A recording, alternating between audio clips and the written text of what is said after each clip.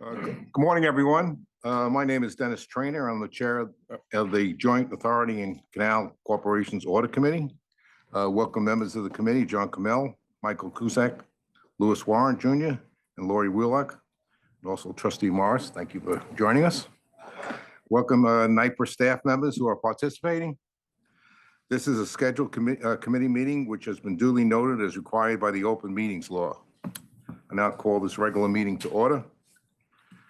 We will begin with the adoption of the agenda. Does anyone propose any amendments to the agenda to add to this executive session? Yeah, the only thing I have, Dennis, is to add an exec session at the back end of the agenda, so we have the opportunity to talk to KPMG privately. Great. Otherwise, I'm happy to move it as presented. Okay, I have a second. Second. All in favor? Aye. Motion carries. I ask for a motion to approve the agenda, which is done. Okay. The next portion of the meeting will be held in executive session. The meeting will resume in about 30 minutes. Do I have a motion to conduct the executive session? This, okay. Second, all in favor? Aye. All opposed? No one opposed? Motion carries. We're in executive session. We're back in session. I'll ask for a motion to resume meeting in open session. Second. Second, all in favor? Aye. Motion carries. I'd like to note that there was no votes were taken during the executive session. I'll now ask Angela Gonzalez, Senior Vice President, Internal Audit, to present her update and the next two items. Angela. Good morning. Yep, that will help. Good morning, trustees, EMC, NYPER colleagues, KPMG. I'm glad to be here this morning to give you an update on the 2023 internal audit NYPER and Canals plan, as well as present to you the 2024 NYPER and Canals plan for approval and the EH&S compliance audit plan. So we'll start with the 2023 update. If we could go to the internal audit scorecard. The next slide. Next slide.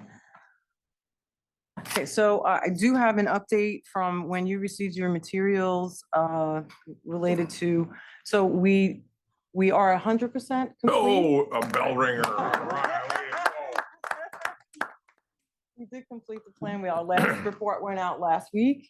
So I'm happy to report that on 2023's results.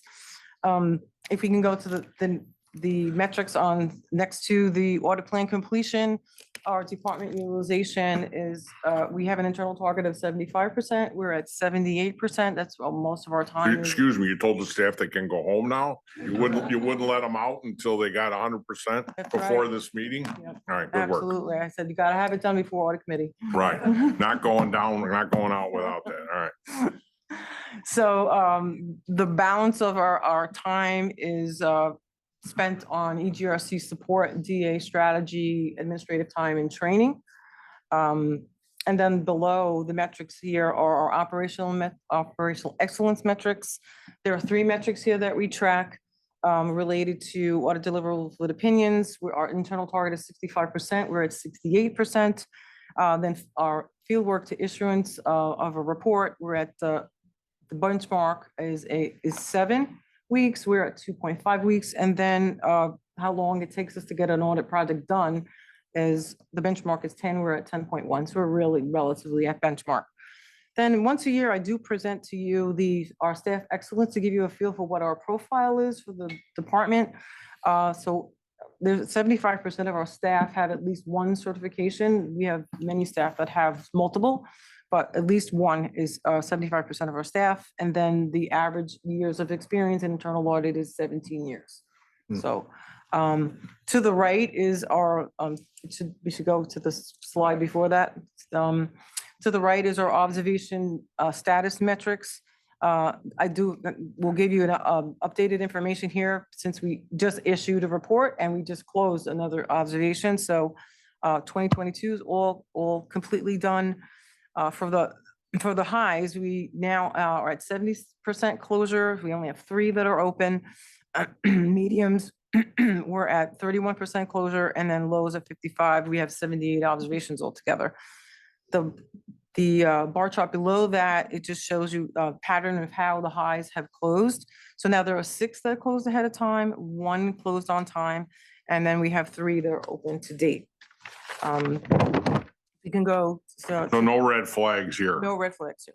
Everything's on track to close according to its due date. If we can go to the next slide. So we had 41 projects on our plan for 2023, 42 deliverables, because 1 engagement was an ongoing advisory where we issued more than 1 deliverable. Like I said, we had 100% done at 100%. Report opinions fell out to be 20% satisfactory, 38% some improvement needed, 10% were considerable improvement. That was about 4 reports we issued. And then 33% were not rated, whether because they were either assessments or advisory work that we did during the year. So I mentioned that there are 10 observations we identified. 3 were associated with the considerable improvement needed opinions. The remaining 7 were allocated to assessments and system implementation memos. So just regarding, I guess, the considerable improvement needed areas, some of them touched upon, some are cyber controls, which we identified and IT remediated quickly. So none of them are open. And then we had some issues related to configurations for our technology devices, and those were remediated as well. And then we had some issues around corporate governance and getting frameworks put together for internal management committees. So overall, I would say, even though we had 4 considerable improvement needs, there's nothing that wasn't remediated, and there's new processes put in place to correct going forward. And those same issues are looked at across, I mean, obviously that's 4 out of, you're not looking at everything all the time. So as I'm shifting this side of the table, management's looked at those issues, and you've looked at with a wider lens across the broader organization to ensure there's good consistency in implementation, execution, whatever, et cetera. Yeah, I mean, I think this is a good example of a highly functioning internal audit operation where we've identified, as we add all new, functions and responsibilities here at the authority, we're going to have things that we're going to have to look at anew. Sure. And this is an example of us identifying something that in this transitional period we needed to tighten up. And as Angela said, it was rectified almost immediately and closed out. And I think Adam can speak to it, but we've also really significantly improved our internal business controls function here. And there's a high level of collaboration between internal audit and business controls, which I think, improves the dialogue and reduces the likelihood that these kind of things are going to occur with any regularity. Great. Adam, you're nodding in agreement? Yeah, so we have an internal business controls group in the CFO's office that works with all the departments. They follow up on all these audits. They assist areas in addressing the points and also getting ahead of things as they're coming, some of the themes that have come up in the past, like policies and procedures. We did a whole review of all of those, updated the policies, updated the procedures. So address that issue where I think Angela would say that's no longer a top theme. Now we're spending a lot of time on things like internal control design and management oversight in terms of, second level of reviewers, or 4I principle, you might call it. That was been a remaining theme after the 2 other themes have gone away. So there's a focus on that now, but also working with the risk group on operational risk and internal business controls and audit, and making sure that they're all aligned as well. So it's been a good process. And from a management committee standpoint, we do have the Executive Risk and Resilience Management Committee. And as a regular item on that agenda is, where are we with all outstanding audits and audit points? And that is reviewed on a regular basis to ensure we're meeting deadlines. We're not, people aren't requesting, numerous extensions to complete. And that if there is an item that is identified, there is also a mitigation plan to reduce any exposure between the point in which the item has been identified and when that audit's going to be closed, so that there's some mitigating procedure in between. So we're trying to, make sure that we're staying on top of all these issues. Excellent. Well done. As a board and as a committee, happy to hear, all of that. So good work. Great. All right, we can go to the next slide. Makes for easier conversations at this time of the year for sure. So just to give you a little flavor for our EH&S compliance audit plan status. So we had 4 audits on our plan for EH&S. The opinions were some improvement needed. We do note notable EH&S practices when we go to the sites and do EH&S compliance work. The observations that we did identify did not include any violations of external laws or regulations or any substantial risk, EH&S risks that would affect employees, customers, or the public. So very happy, pleased to see that we're doing well on the EH&S side. The next slide, please. This is just more detail on where we are for our observation summary status. So just an update, since we did issue another report. We had 1 more medium observation.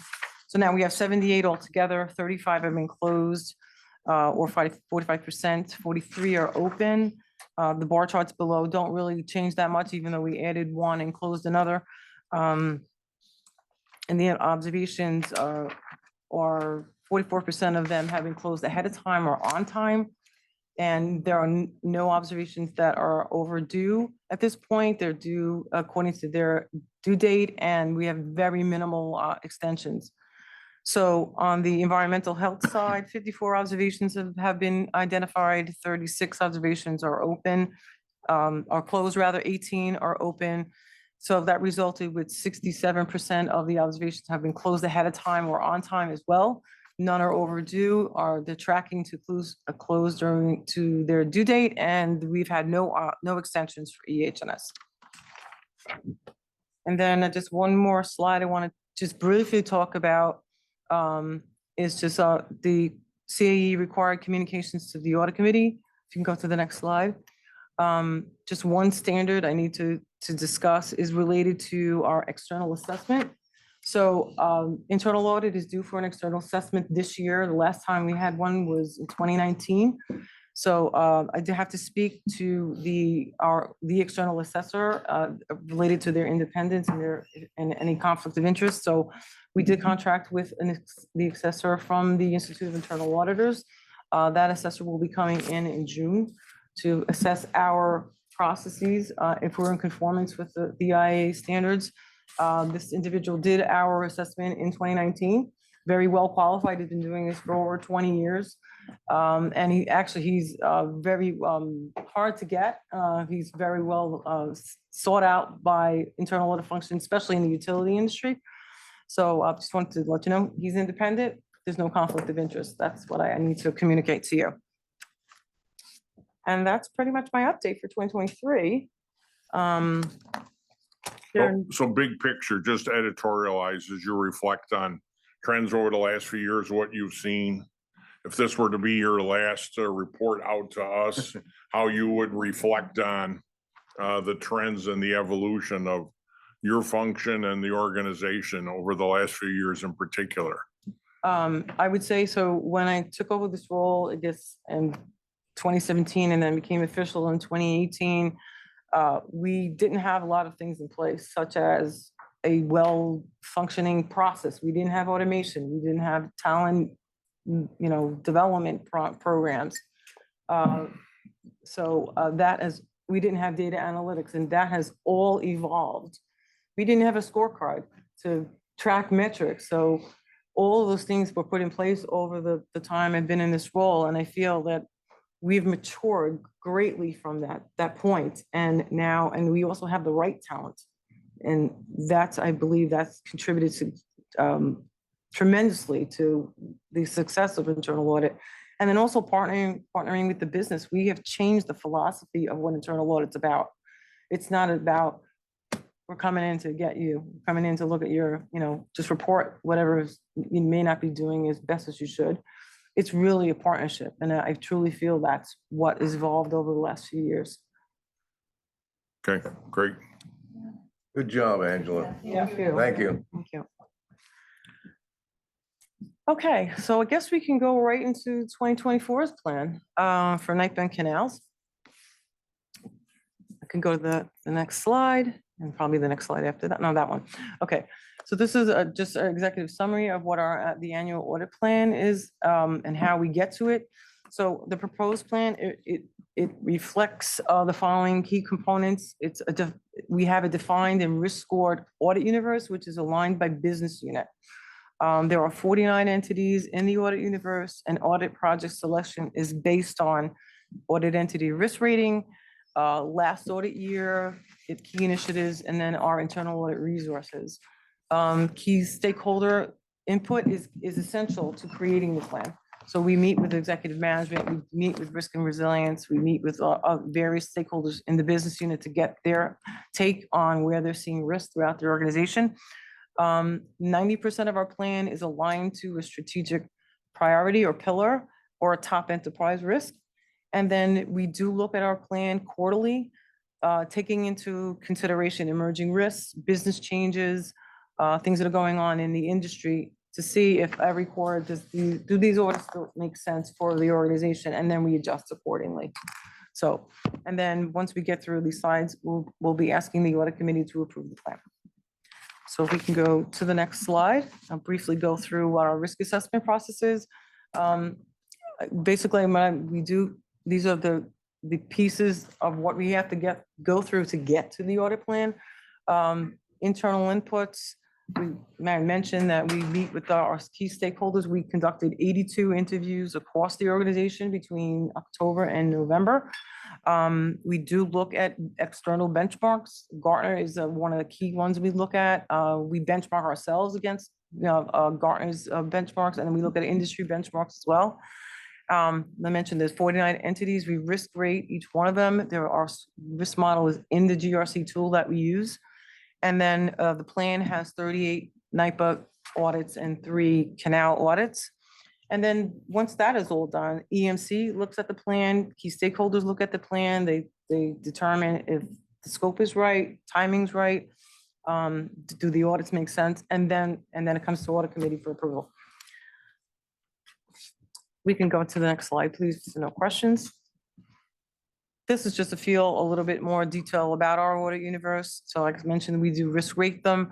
To the right is the table of where it shows how many are high, medium, and low.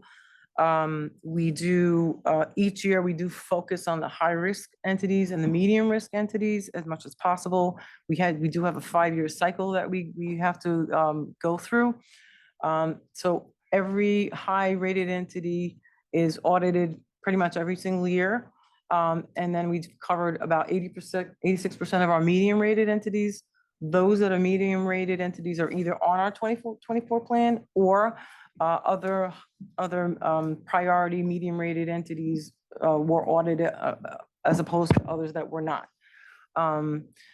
On the lows, we try to get to all the low entities as much as possible, depending on resource, but we're really following as needed. As risk change, we'll add in a low as needed.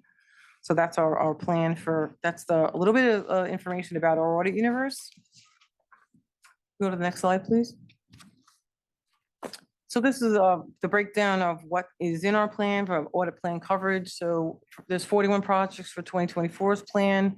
81% of them are audits, 12% are assessments, and 7% are advisory work. And the table below is just a comparison of year over year of where the composition of what our audit plan has been. Hasn't changed all that much over the years. We really focus on more audits than assessments and advisory, depending on what's going on in the organization. And just a little summary of our plan. So the plan is based on internal staff hours, so co-source hours that we need, and then the average budgeted project hours.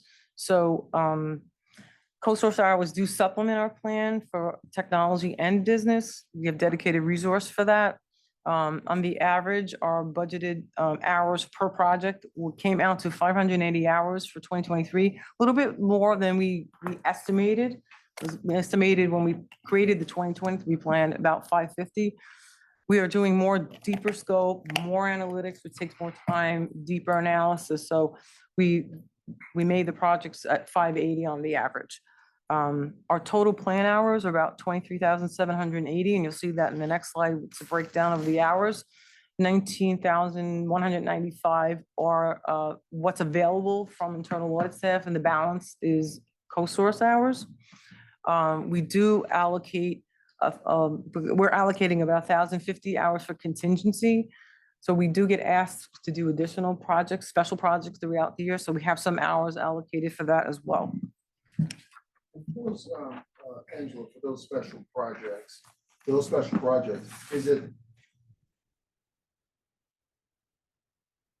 is it senior management that comes to you, that they have identified something? How would Yes. those special projects We'll get a come phone about? call from somebody in the organization saying that there's something, that I feel I need to have an audit look at, Yeah. maybe they think controls may not be in place. So something they've uncovered, and we'll come in and do a special review for them. That's how that usually works.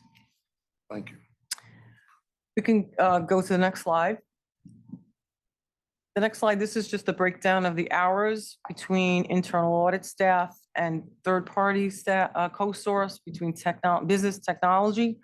And then the chart below that is just the type of audits that we do. We allocate it between business, technology, and integrated. Integrated is audits that cover both technology and business processes together. So our resource allocation, the hours available are based on filling six positions in that we have open. Now we have 4 open. We're actively recruiting for we're actively recruiting for the 4. We've filled 2. Co-source hours for technology cover OT, IT, and integrated, and the business hours cover any business audits that we need support on, as well as subject matter expertise. Business hours have been reduced from last year because we are actively recruiting and filling in positions. So we have the need for co-source has been reduced. And then the audit type allocation. So, business audits decreased slightly because we've had coverage over the last couple of years, but we still continue to have audit coverage for ISO 55001 standards, which we have to do each year, have some kind of coverage for that. Technology audits increased slightly with some new areas that we're working on for IT, but we still continue to cover cybersecurity, IT operations, and governance. And then integrated audits really didn't change that much from year to year, but we are still working on organization-wide digitalization projects, which have carried over from 2023. Okay, we can go to the next slide. The next slide is just the audit risk allocation. So this is in line with best practice. Most audit functions categorize their risk coverage between financial, legal, regulatory, operational, strategic, and technology. Each year, this materially doesn't deviate all that much, depending on what audits fall into which categories. But generally, we had a decrease in operational risk coverage for operational risk because we've done audits and several audits in the operational risk side. But operational risk is the highest risk we cover, and that is in alignment with IAA benchmark for the public sector. So financial risk increased a little slightly since we are going to cover some areas in the financial risk area that have not been done before.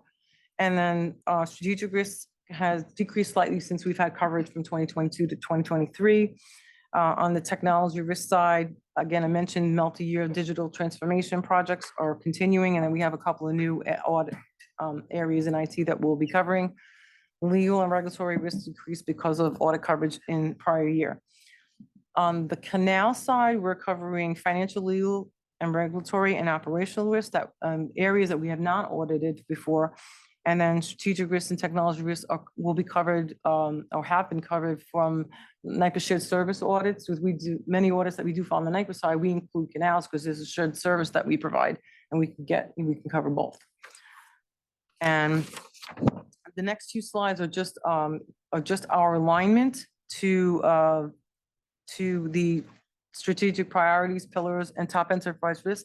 I'm going to skip over these slides because it's just really, this is just a list of the areas that we have a lot of, that we're aligned to. 90% of our plan is aligned to these. I do want to talk just a little bit about where we are from, you can go to the next slide, where we are from a digital perspective and our journey. So basically we started in 2019 thinking about DA. We created our DA team, what it would look like. So really was our seed and explore phase, I would say. And then in 2020, we created a roadmap.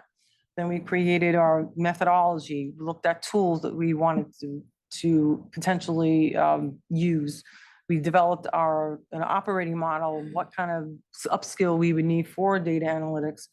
And then we started doing some basic analytics. But then I would say 2021 was really the pivot year for us, is where it was more piloting. We bought our tool, which is Alteryx, that we use for data analytics. We trained our staff to use that tool.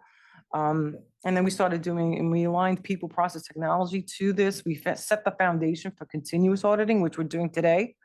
And then in 2022 was more scale and deliver, more in advanced analytics we're doing.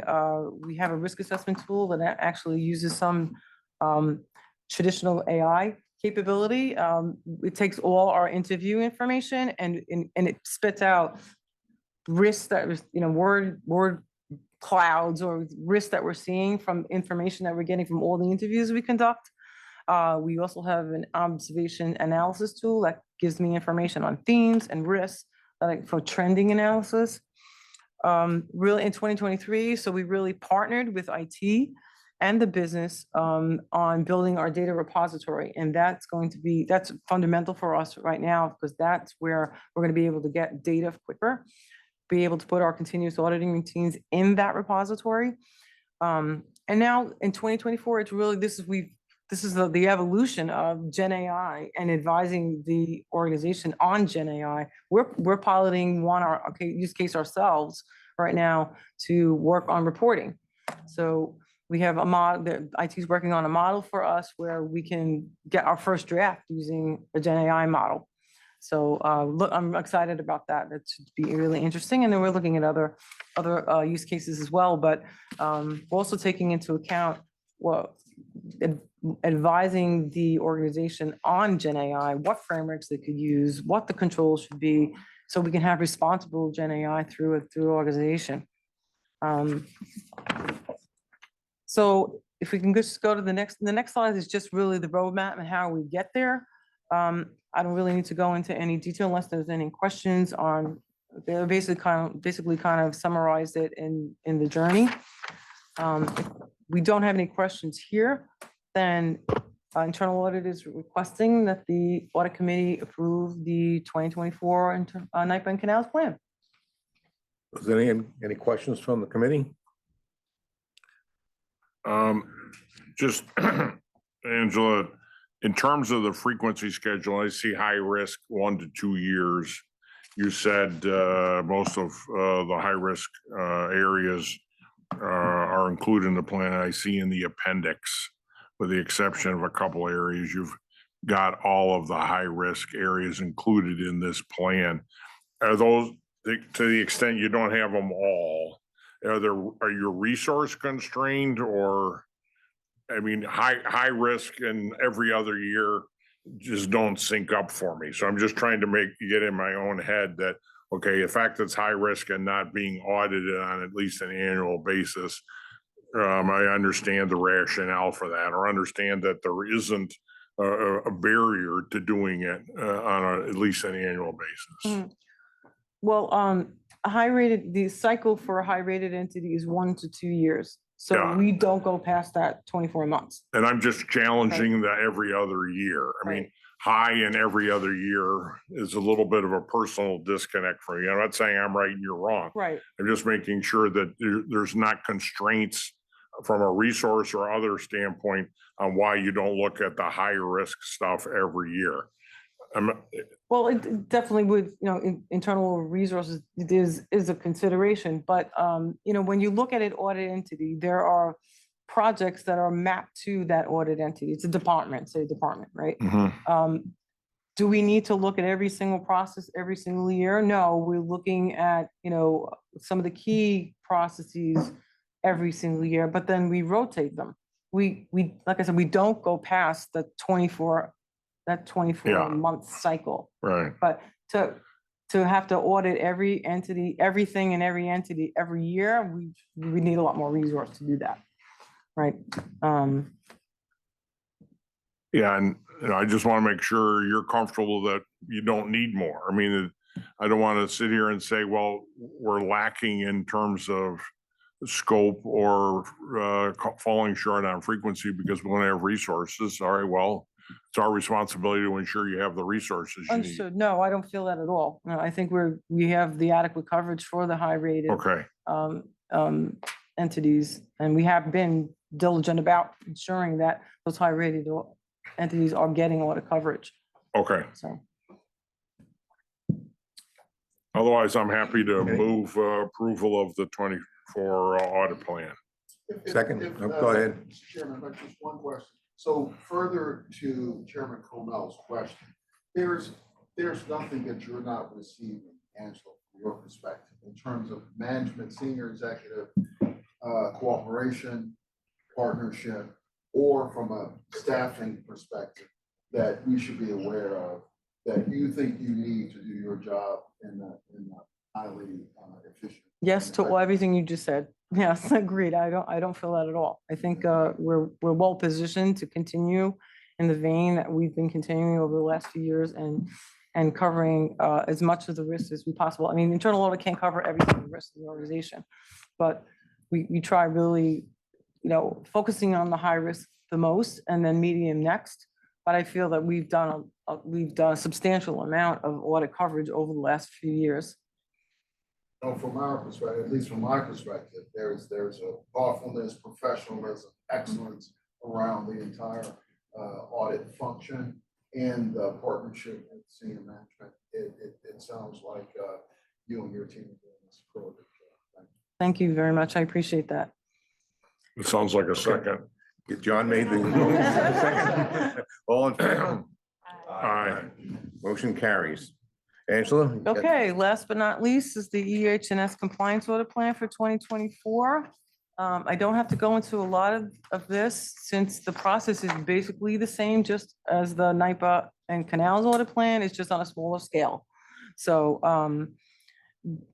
there are 8 audit entities for the EH&S compliance audit plan. The only thing that's a little different here is that it's mapped to our ESG strategic pillar. And the top enterprise risk is health and safety, and then for NIPA, and then public health and safety for the canal side.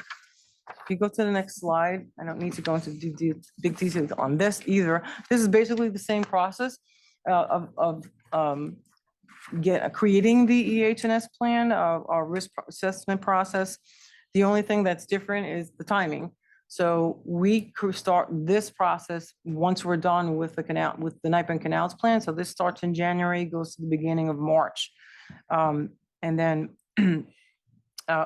once the plan is created, it goes to our EH&S subcommittee, which is the participants in that committee are our EH&S, the law department, and ethics and compliance. And then we do share it with stakeholders. And then now we're presenting it to the audit committee for approval. Any questions from the committee?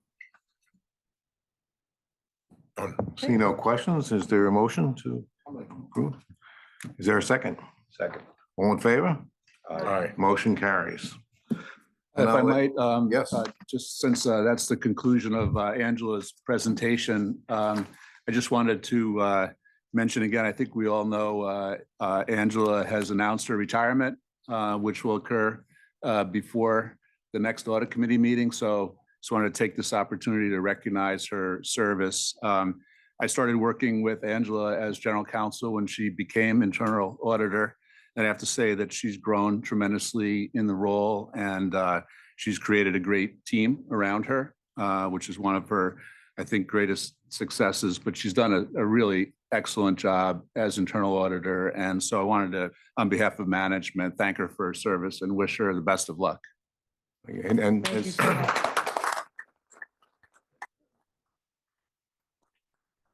I'd like to just add that, since I've taken over as the chair, Angela has been there for me in between meetings, making sure that I'm kept up to date. And she works with my schedule all the time to make sure that we have a good time to talk and bring me up to date. You've been doing a great job. And I echo what you were saying. It seems like you got a great team and you're the leader of that team and did a great job. And we appreciate it and we're going to miss you.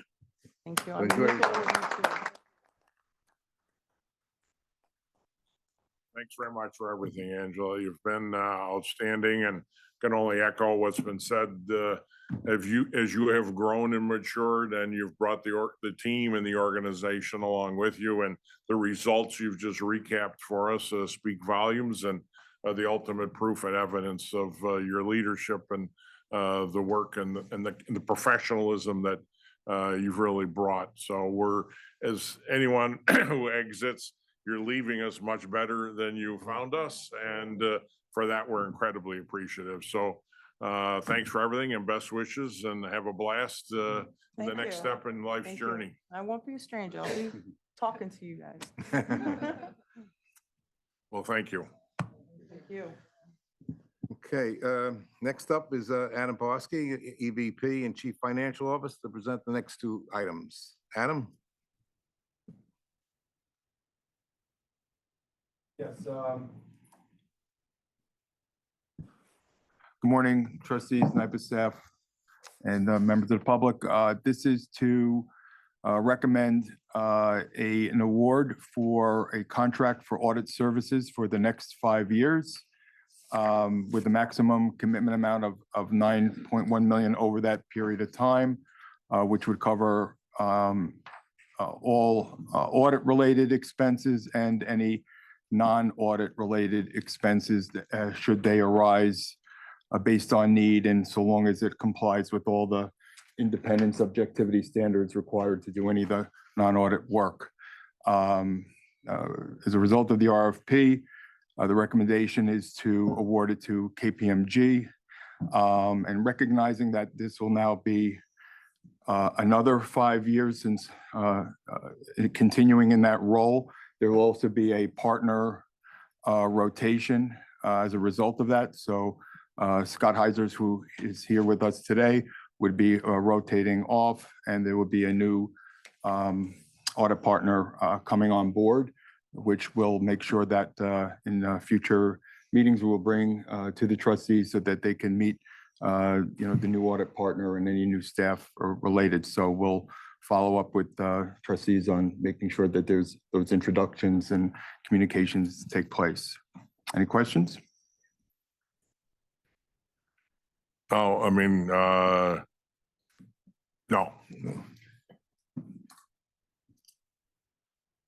I'm happy to move the appointment, the recommendation to appoint KPMG. Okay, is there a second? Second, Laurie. All in favor? Aye. Any opposed? Motion carries. Next, Adam.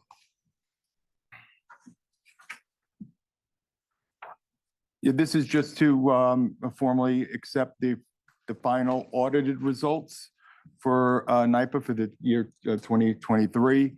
High level numbers. We somehow coincidentally ended up with the same net income we had the year before.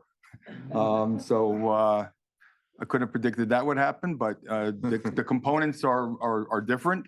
So, but we ended up at the same place. But I think it, as we've talked about, given energy prices being lower and but the fact that we have a growing transmission revenue base, which is offsetting a lot of that, and expenses continue to be well controlled, keeping it within the rate of inflation, and all other things going on.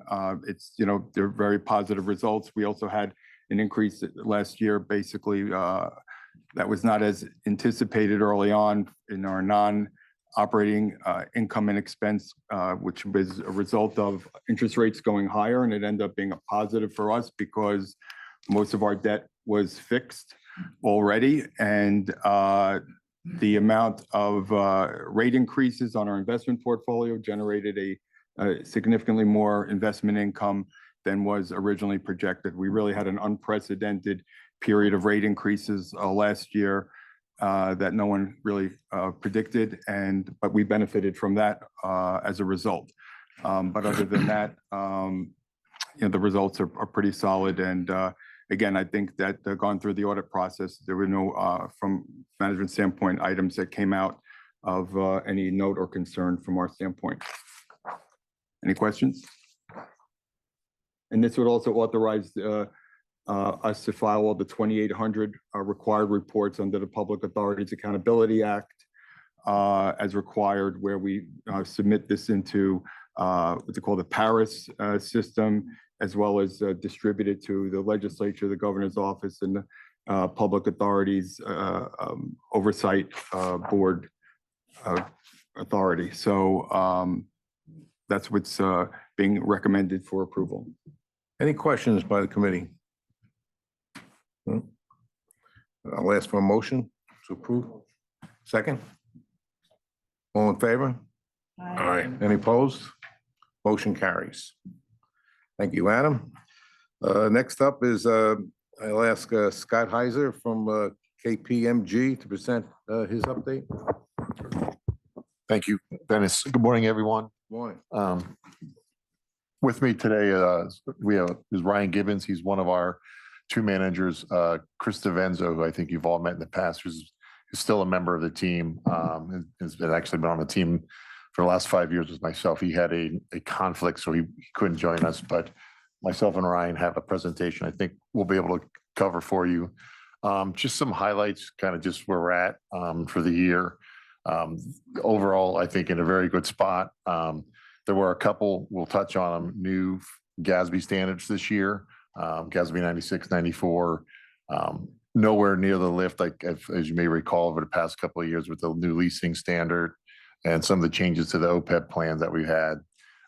I'll say a little bit calmer of a year from our perspective compared to some of the more recent years. But all in all, I think we're in a very good position, planning to have the financial statements issued either tomorrow or Thursday morning. So I would say just as a sign of, I think, where things have come over the past 5 years and improvements, we're ahead of where we've been the last few years. Like I've joked a little bit with Sandeep, the number of, and my wife can attest this, midnight or weekend phone calls this year are almost nil compared. So I think we just from our audit process and the timing, where we were, they say 1920 till now, and then just the improvement with Sandeep's team and some of the people he's added, that process has just been a lot more efficient and saved us a lot of time as well. So I think just that alone where we're at is a good indicator of where we've kind of come over the last 5 years in terms of the process. And then I think another piece I think that's important, just the coordination. I think one thing we've stressed, and I know Adam and Sandeep's team with the folks outside of the finance function, as we sometimes request information, I've at least myself have noticed the last year or two, that's also gotten a lot better and made our job a lot easier and more efficient. So I think broadly, those two things, I think from my perspective, have definitely improved a lot from where as we moved from the, this down the spectrum to a better spot from, 2019 to where we're at today. So I will go with a couple of things just where we're, if you look at slide, if there's no questions, at slide 3 in our deck, just in terms of overall results. As mentioned, there's some final sign-offs and documentation reviews on our end that will probably take place here today, but nothing substantial. Again, with the plan to have the financials issued, most likely probably Thursday morning. But those financials include 3 reports. There will be the audited statements. There's a control report, And there's also our compliance report over the investments. All of those reports would be our unqualified, clean, quote unquote, clean opinions. On slide 5, I won't go through all of these, kind of a summary of some of the required communications. So I'll bear you the pain of hitting each one. Highlights, I would say maybe a couple of things. We do not have any audit differences to report, or significant changes in our plan or legal acts. We did have some smaller observations over the investment compliance that we've highlighted to management, of which I've already put in place and rectified. So nothing of concern from in terms of a significant deficiency or controls or audit adjustments in terms of the audit. And then briefly, and then similarly on page 6 and 7, we didn't have it. Like I mentioned, we have several inquiries with senior management, do some other fraud procedures, which Ryan will touch on here in a second. No indications of fraud, in that testing over the journal entries that we do. And then from an independent standpoint, we'll touch on no concerns that we are independent of the authority, including consideration of some of the other non-audit work Adam alluded to that we've done for the authority. None of that, we believe, conflicts with our independence from an audit standpoint. So I'll pause there. Ryan will go through maybe some of the highlights of some of the bigger areas, bigger accounts, highlight some of the audit procedures we do. But I'll pause if there's any questions of the board or committee before we proceed. Sounded too easy. This year was, I think, went very smoothly. Do we get a refund on that? No, I wouldn't say. Say no. My bosses I would get. I would say that efficient. So, it's your swan song. I thought you'd want to end on a higher. Okay. Okay. Angela, I hit 100%. You said this was a walk in the park. I mean, this was quite the year. Kudos, everyone. All kidding aside, great to hear. Well done. Adam, Sandeep, team, outstanding. Yep. Yeah, absolutely. And I'll echo that as well. Sandeep and his team are great to work with. As my first year on the engagement. If you can go to slide 8, please. Here we'll just address the significant risk that's common to all of our audit clients surrounding management override of controls. In order to address this risk, we perform high-risk criteria over the journal entry detail for the year, all general ledger, manual, and automated entries. Additionally, we address the significant accounting estimates for any management bias in any of the judgment involved. We're happy to note that the engagement team did not identify any instances of fraud or any matters to report in regard to this significant risk of management override. Go to the next slide.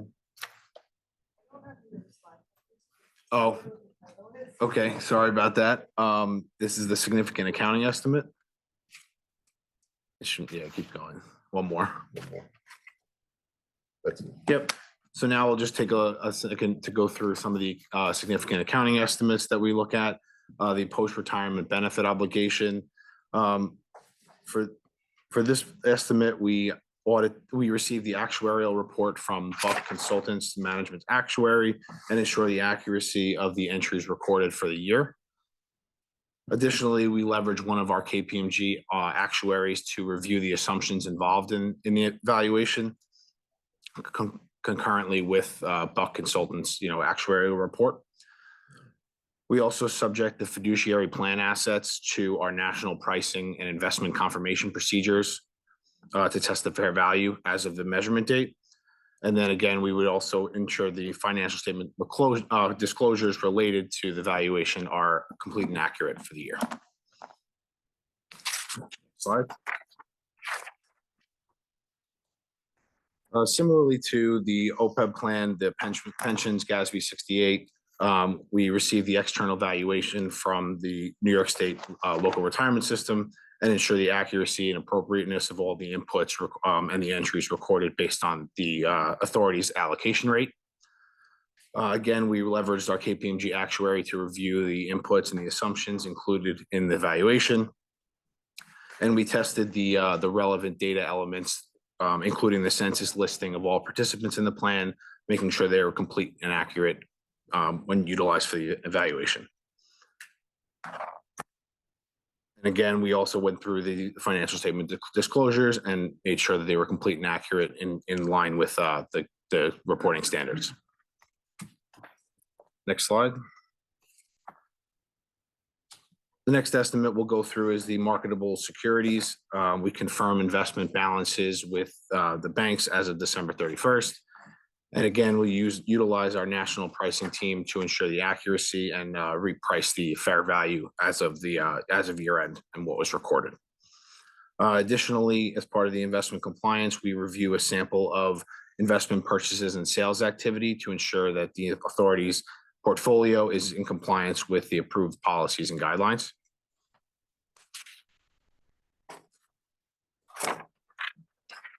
Next slide. Next, I'll take you through some of the significant audit areas that we go through throughout our engagement. For the debt procedures, we confirm 100% of the debt outstanding as of year end with the third-party institutions. Additionally, we received their debt activity roll forward and test the current year activities such as issuances and the bond defeasance this year. We test the authority's debt service calculation and to ensure that they're compliant with any existing debt covenants and review such agreements for anything new in the current year. We also recalculate the interest expense related to this debt outstanding as of December 31st. That's another procedure we do.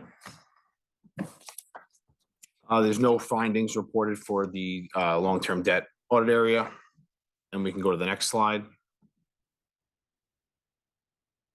So here we have capital assets, which we'll cover. For this, we obtain management's roll forward for both the construction work in progress and the plant in service.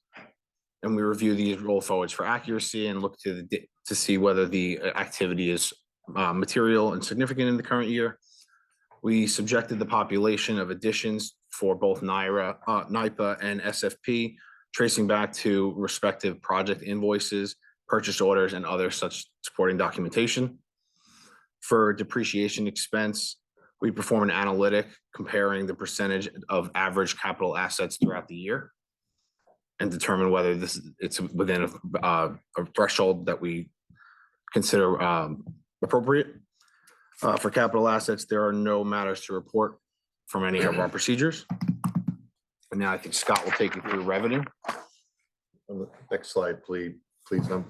I apologize. We did repeat a procedure here, so we wanted to make it look like we did a little bit more work than we did. To counter your comment, John. Well, you said it was too easy, so you had to do the same thing, so over again. But on revenue, obviously, we did do a little bit more this, I mean, we historically always do a full recalculation of a sample of bills back to the contracts. You know, we validate, confirm information with the NISO. We even go into the company's portal to validate the gross amounts, because there are obviously some sizable dollars there.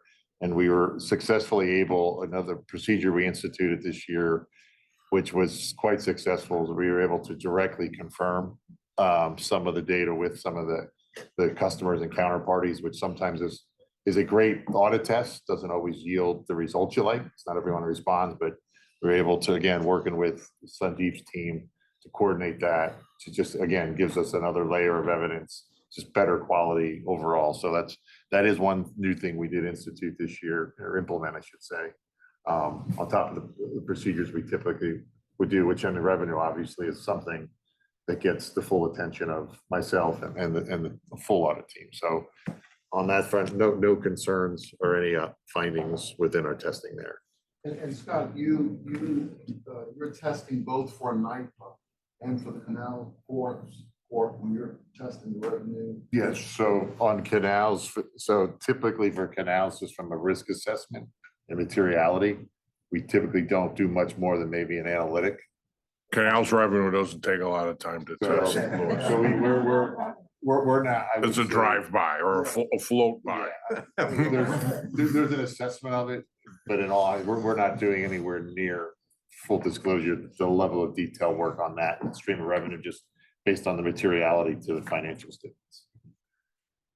You can test 100% of that in a real short period of time, so. Now, if there were a standalone audit for that entity, then that could be a different answer, but in terms of the materiality of the financial statements, it's a limited level of effort. Okay, the next slide, please. Now we'll just take you through, this slide may look familiar from our planning presentation. The authority adopted 3 new GASBs this year. As Scott mentioned earlier, GASB 96, GASB 94, and GASB 99. GASB 96 is the subscription-based IT arrangements. It's similar accounting for the as GASB 87 for the leases. This adoption recognized a right to use asset, subscription asset, and an associated subscription liability, which overall it did not have a material impact on the financial statements. However, as part of the adoption year and the implementation, we did perform our own analysis over the risk assessment of the adoption itself. We tested a sample of a few arrangements that management identified as applicable for SBITA, which is subscription-based IT arrangement. And we traced back some of the inputs into the present value calculation back to the associated agreements. GASB 94 was considered to have low to no impact on the 2023 financial statements. However, we didn't note it as none on the scale on the right, just because it's the adoption year. We wanted to make sure we did a sufficient amount of risk assessment around the area. Same goes for GASB 99 as well. It's considered to have low or no impact. Okay, no major concerns to report for over the GASB adoptions. Next slide, please. On this slide, we just want to highlight our shared responsibility, as Scott mentioned earlier, about in regard to independence and as your auditors when it comes to quality control and remaining compliant with certain independence guidelines, and monitoring certain close personal relationships, and business relationships that may be prohibited with management or of the authority. Next slide, please. Scott mentioned earlier, we did perform our required inquiry meetings with key executive senior members of management, as well as general counsel and internal audit. No matters were identified as a result of these meetings. And I won't go through the whole slide here, but some of these questions will highlight the authorities, some questions that are required for the authority to agree with that there was no fraud or any instances of suspected fraudulent activity throughout the year. And if the board has any concerns, to reach out to Scott or myself regarding anything they would like to make aware. Yep, and now we'll have some some supplementary items to go through just for your benefit. So, real quickly, on the GASB adoption, obviously you may have seen there's a new disclosure on that kind of ties in some of the work that was done around it. In terms of the appendices, I won't go through them. We've scaled them down quite a bit. If you got the full package, I think it's like 30. I think my big message in here, I know sometimes we usually get to the end of the meeting, don't do a good job of highlighting, this is a sample or snippet. There's a whole variety of information the firm has, whether it's, AI, which, I think you're going to see in here, especially, our firm is investing huge into it, and it's going to become a bigger part of how the audit's executed. The ESG, the company's we're already doing ad tests here, so they're already ahead of the curve, but with the new SEC guidance and different states doing different things, California's rules, I've heard through the grapevine, New York may be doing something similar to California. So there's that type of ad test work that's maybe out there coming. There's some information on just audit committee board. We have institute within our internal, there's a lot of information there. happy to get it, send it, point it to the board and committee's way, have a separate conversation, make sure you're getting access to it if you'd like to look into it any further. Because there's just a lot of good things out there. I highlight some of these things that are coming up, but then just also like surveys and information that are on other boards, like top of mind for other audit committees that, might be useful for the broader committee. So a little bit of a make sure just selling point there. And then lastly, Adam touched on it, the new partner, because I know New York does have the five-year rule in line with the SEC guidance. The new partner, his name's Christopher D'Angelo. He was out last week. I was able to introduce him to Adam and Sandeep. I've talked with Justin, so we're going to also have him come out to meet some other senior members of management one-on-one. And really, obviously for John, Dennis, and the whole committee to facilitate whether it's individual meetings or you like to meet them as a group.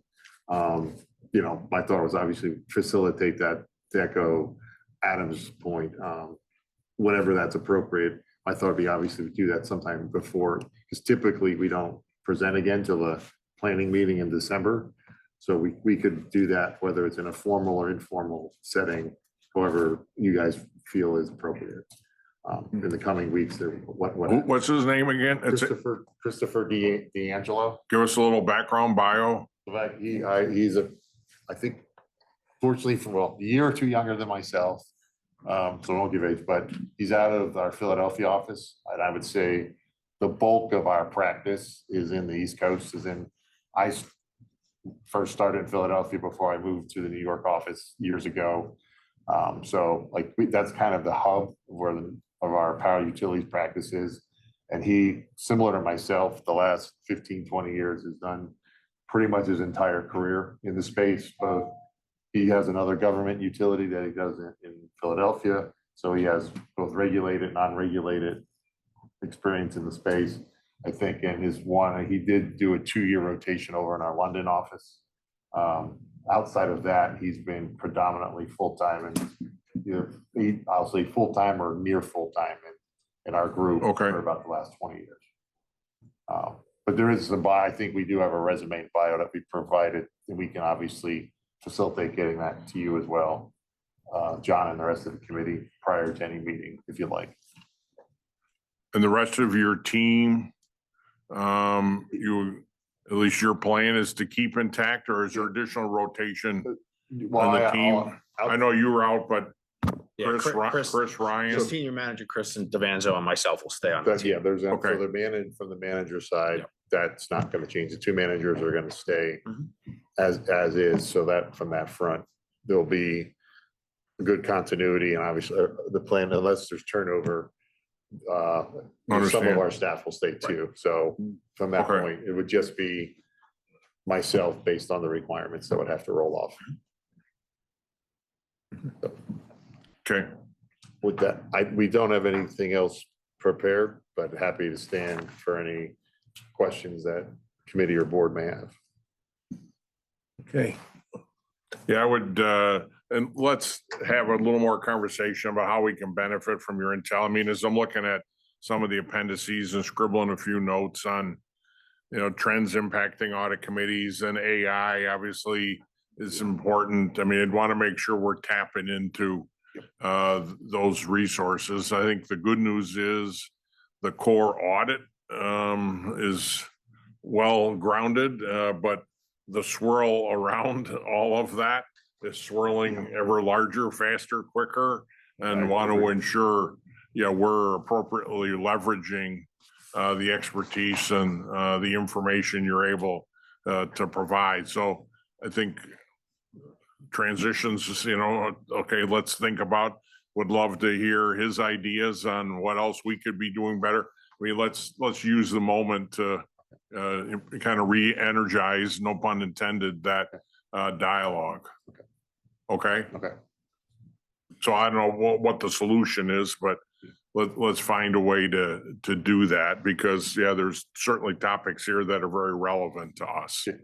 Okay. Agreed. And I think, as you know, as the authority continues to build out Right. the renewables, the battery, all the different Bingo. things they're doing, you just continue, that adds more risks, more accounting considerations, Yeah. reporting so. Yeah, just wanna- We got to keep a handle on. as Right. you- It isn't same old, it's, No, it's not. it's, going quickly and, want to make sure that, we're fully embracing, all that's there for us, okay? All right, so we'll talk about, figure out, what the right opportunity is as part of some kind of transitional, handoff between you and incoming, what could we, how can we, that kind of thing, okay? Yeah. So let's coordinate something. Yeah, I'll put that on your to-do list to come back at us to coordinate. Yeah, I'm happy. With the committee, obviously working through Justin, Adam, but you guys coming back to us to kind of coordinate a exit debrief from your standpoint, input, let's coordinate Yeah, something happy. virtual, in person, whatever, We can do, yeah. works the best, okay? So can I put that, you okay with that, Yep, Dennis? yeah, Put that sounds on good. your to-do list? Yep. Yeah, I'll facilitate with Adam and I'll Yeah. work with you directly and then we can, whatever. But talking to us as a committee, I mean, I'm confident you've got in a good place, with management. But Understood. yeah, so how you can, how we can better interact and leverage Yeah, the agreed. I think that'd be- dynamic. That'd be really good. Okay. Thank you.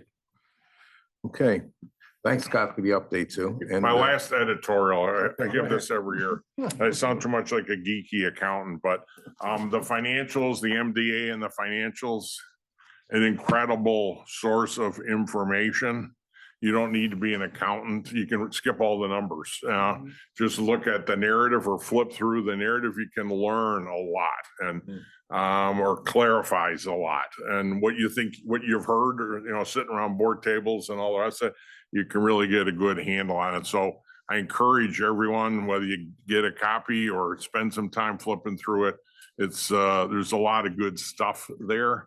Ignoring quote unquote, the numbers. The narrative is very informative and beneficial. So kudos, Sandeep, Adam and team. It's a very, very well done document and thank everyone for that. okay, John? I'm done. Okay. Thank you, Mr. Chairman. Okay, so there was no vote. It was required for Scott's presentation.